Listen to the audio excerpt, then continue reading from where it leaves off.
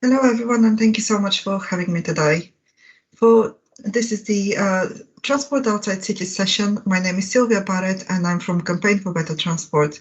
For those of you that do not know us, we're the national charity for sustainable transport. We cover the whole range of sustainable transport options, from walking and cycling to public transport to shared mobility and clean electric vehicles.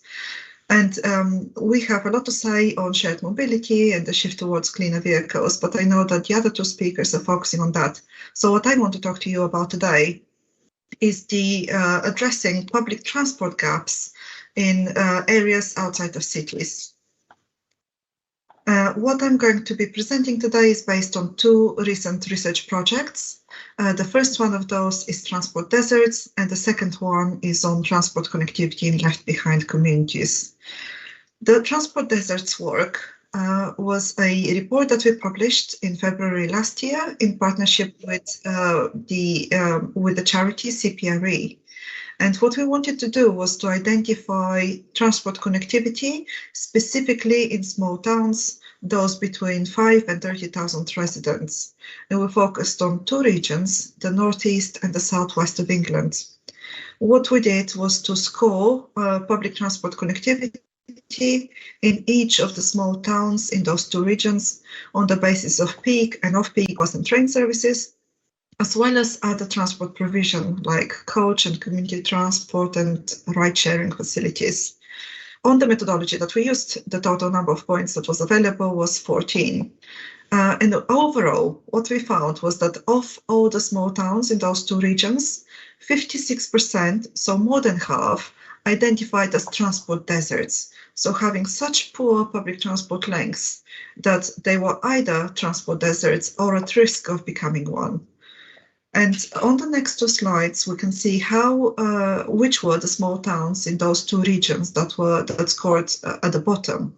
As I said, the maximum number of points was 14, and we can see that some scored so low as 2 or 3 points, which means that there was very poor provision in those small towns.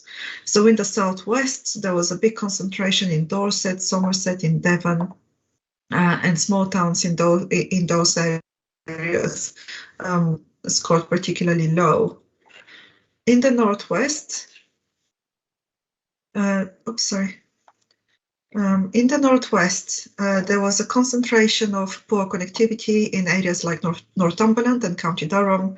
So towns like Consett, like Wickham, did not have sufficient public transport and additional transport connectivity in order to serve the people in those cities.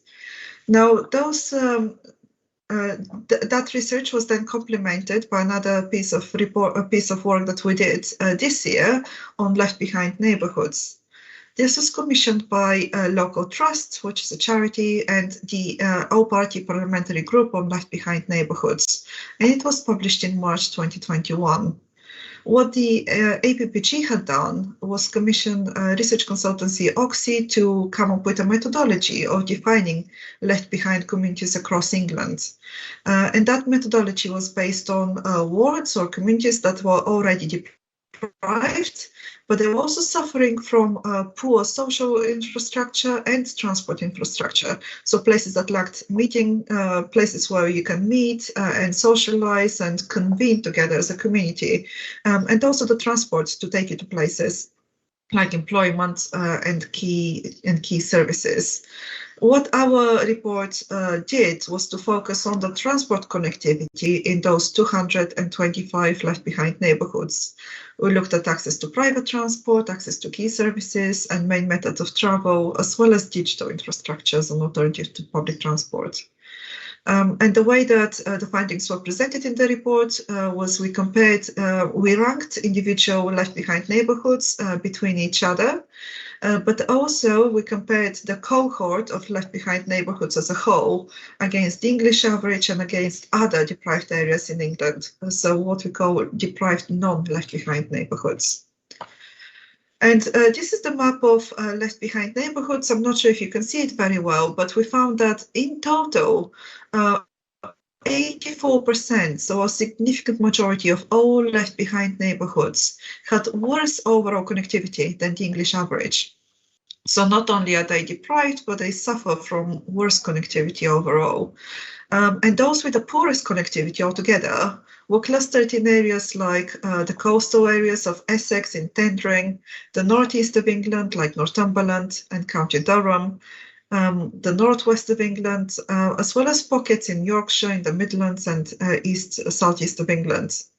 But while left-behind neighbourhoods as a group tend to be urban areas by official definition, what we found was those with the poorest connectivity were predominantly focused in areas with that were remote and less populous. So these are the highlights of the research. We found that left-behind neighbourhoods have very low levels of car ownership. So 40% of households in left-behind neighbourhoods have no access to a car, compared to 26% across the English average. And in some areas, the proportion was as high as 60%. So imagine what this means when on top of that you have key services which are much further away. So one example is access to an A&E hospital. The average distance in terms of geography was 2 kilometers longer in left-behind neighbourhoods than in other deprived areas.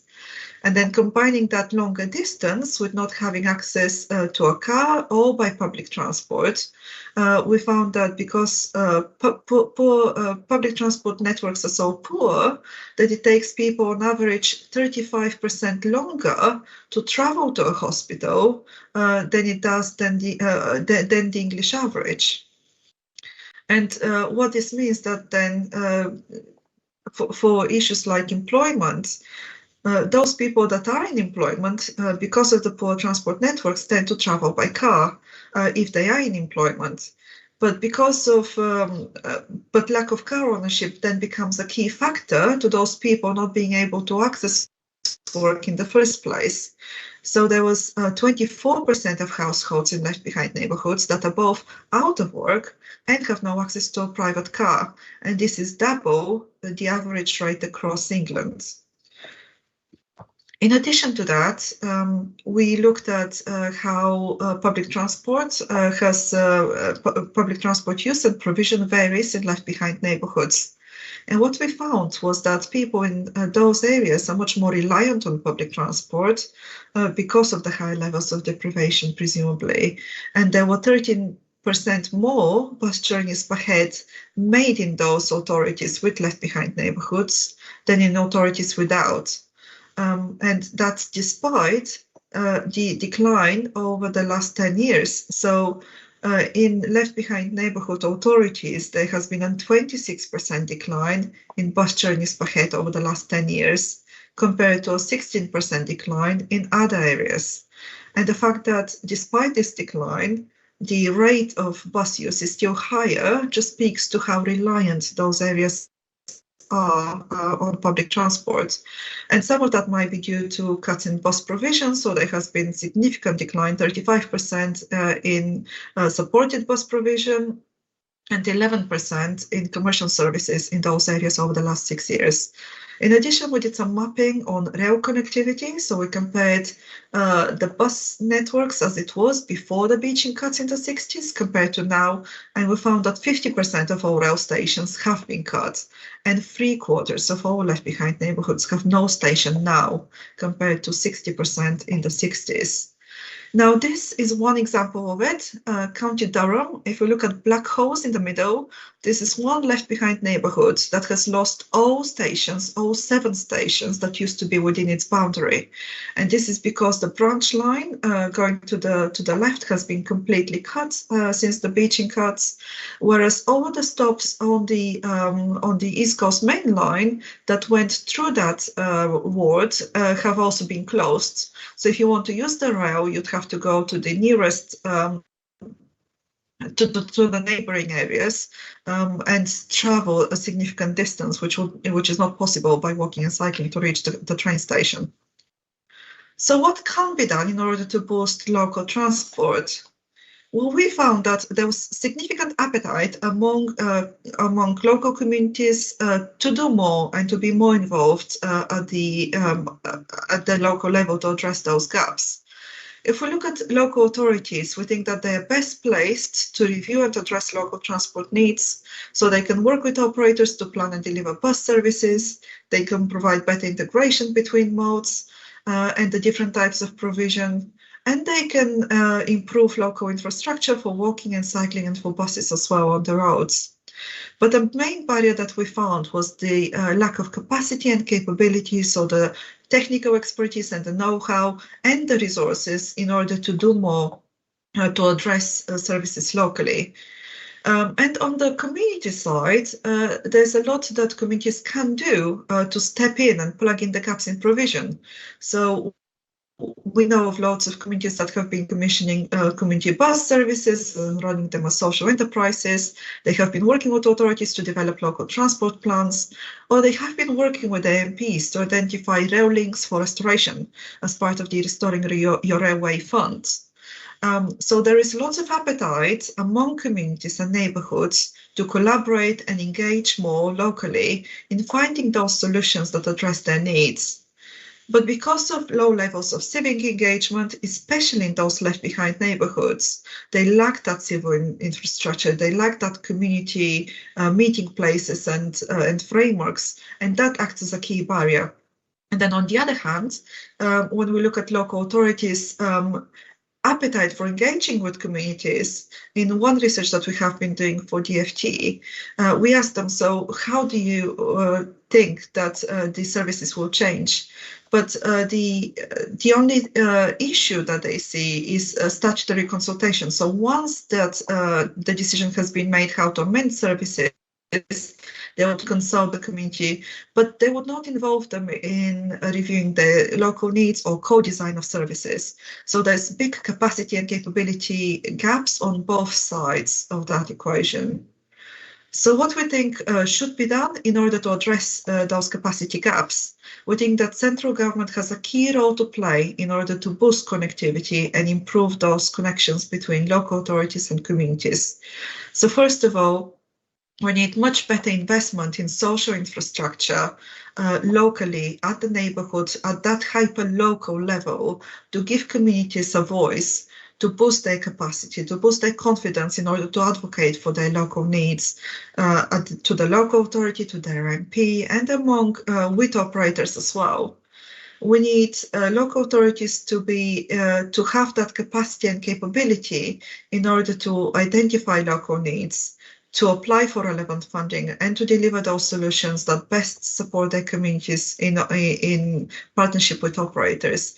There's the capacity and capability funding as part of the National Bus Strategy, and that really needs to target the smallest authorities and those that are least able to access funding and have been over the last few years. In terms of bus services specifically, the main concern for local authorities is that funding is very fractured, so it needs to be much better integrated into a single ring-fenced multi-year framework funding pot for local buses. And local authorities need to have better capacity to integrate statutory local transport provision with local buses into that single framework and single funding pot.